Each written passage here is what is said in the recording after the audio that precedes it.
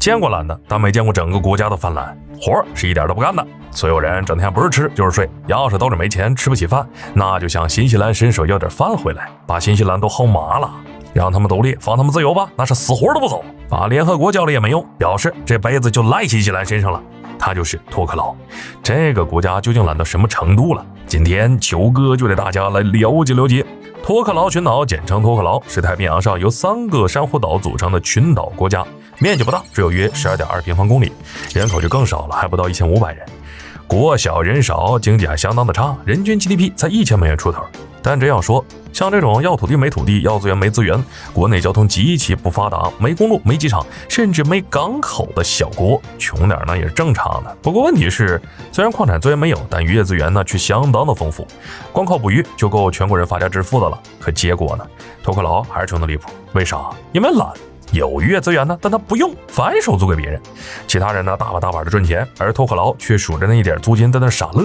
工作呢是一点都不干的，整天呢好吃懒做，吃了就睡，睡醒了就继续吃。但关键是呢，他们吃的也不咋地，随便去海里捞点小鱼小虾，洗完饭锅里就是一顿乱炖，里面啥调味料都不放，主打一个原汁原味。对他们来说呢，好不好吃不重要，能填饱肚子就完事儿。区一个小国，凭什么敢懒到这个程度？又是谁给他的底气？托克劳为啥敢全国不去工作，整天净想着不劳而获？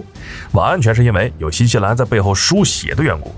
托克劳在原本是英国的保护地，只是后来呢转手交给了新西兰托管，而新西兰也很快把托克劳设为自治领。说实话啊，之所以能看上托克劳，完全就是新西兰馋他的渔业资源，想着打捞一笔。结果没想到这里的人呢简直懒出天际，活谁也不干，有钱也不赚，整天呢就游手好闲，好吃懒做，缺钱用了就向新西兰伸手要钱。而新西兰每年都有超600万美元的补给，占了托克劳总 GDP 的80%以上。他们呢也愿意给，毕竟明明资源相当丰富，但托克劳自己不赚。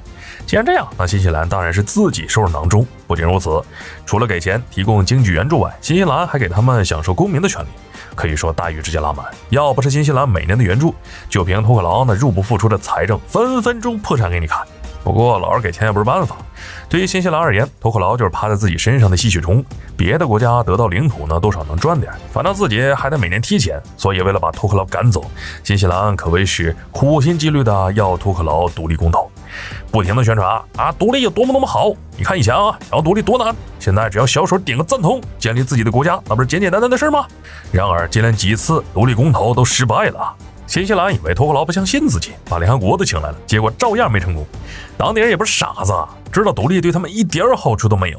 别的国家呢，为了独立可以说是费尽千辛万苦，但托克劳只要投票通过就能独立建国，他却死活都不走。这为啥？因为当地人明白自己能这么悠闲，每天能吃吃睡睡过一天的生活，完全就是有新西兰的支持。要是没了新西兰，他们别说发展了，就连维持现在的生活也根本做不到。既然如此，那还要独立干什么？最后只剩下新西兰欲哭无泪。为了能让托克劳自己发展，减少每年的援助，新西兰可以说是煞费苦心，又是给他们修海水淡化系统，送发电机，满足这个小岛用水用电的需求，还给他们送了几艘捕鱼船。然而因为每天好吃懒做，这几艘船都闲置到发霉长毛了，都没再动一下了。既然捕鱼不行，那他们发展旅游业总行了吧？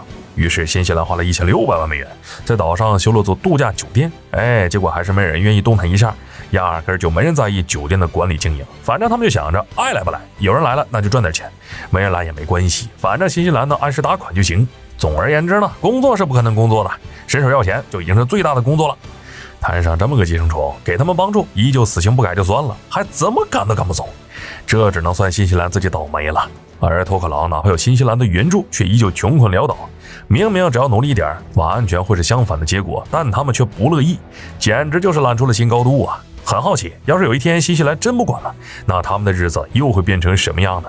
好了，本期视频到这儿就结束了，麻烦各位看官用你发财的小手给了一个点赞关注呗，咱们下期再见。